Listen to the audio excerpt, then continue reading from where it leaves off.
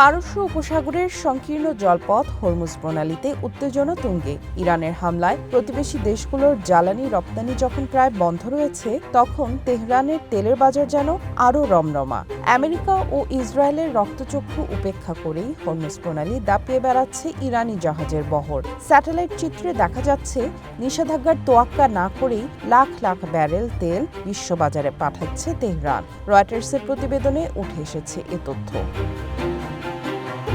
সামুদ্রিক গোয়েন্দা সংস্থা tankertrackers.com এর বিশ্লেষণ অনুযায়ী গত ২৮ ফেব্রুয়ারি আমেরিকা ও ইসরায়েল ইরানে হামলা শুরু করার পর থেকে দেশটি এখন পর্যন্ত প্রায় ১,৩৭,০০,০০০ ব্যারেল অপরিশোধিত তেল রপ্তানি করেছে।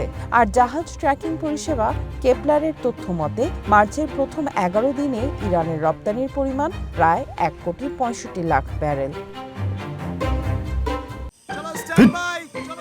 লাইফে কোনো কিছুর গ্যারান্টি নেই, তাই ইন্স্যুরেন্স করুন সিটি ব্যাংকে, কারণ ইন্স্যুরেন্স করলে সিটিতে সুরক্ষা পাবেন নিশ্চিন্তে।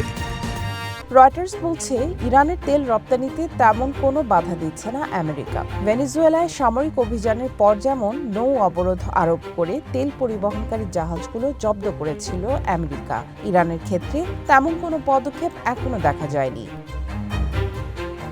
বিশ্লেষকদের মতে ইরান সংশ্লিষ্ট ট্যাঙ্কার থামানোর চেষ্টা করলে হরমুজ প্রণালী দিয়ে চলাচলকারী সব জাহাজের ওপর হামলা আরও বাড়তে পারে। শিপিং ফিনান্সিয়ার জেমস লাইটবোন রয়টার্সকে জানান, যতক্ষণ ইরানের জাহাজ এই অঞ্চলে চলাচল করবে ততক্ষণ নিজেদের স্বার্থেই হরমুজ প্রণালী অন্তত কিছুটা হলেও খোলা রাখবে তেহরান।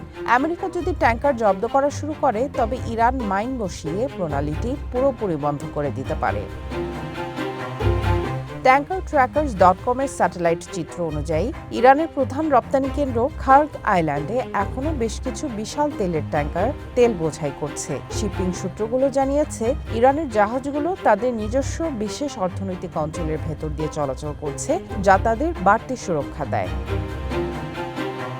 সামিয়া জান্নাহ, ওয়ান ইন্টারন্যাশনাল ডেস্ক।